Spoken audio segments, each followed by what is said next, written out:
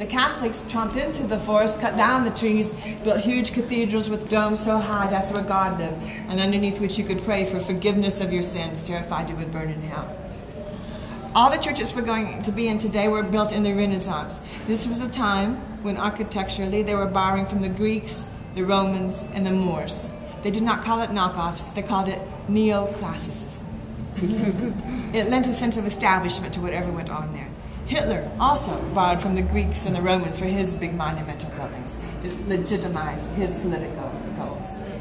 Paganism did not return to Mexico full force until a very rich Brit named Sir Edward James came here and built his cathedral with no walls in the jungles of Mexico. This is called Las Posas. It's at Zalitla, which is 14 hours north of here and west of Tampico. He built it out of concrete. He knew it would decay. He was a surrealist. He hobnobbed with Dali and Magritte. He said he knew this was going to have its most emotional impact when it was corroded, when vines and snakes had wrapped around it, and when it was lit by moonlight. Here's another structure he built. There's 53 structures there, all in concrete. Yeah. This is called the Stairway to Heaven, which leads teasingly to nowhere. Now, he may have gotten his inspiration because his last stop before coming to Mexico was L.A.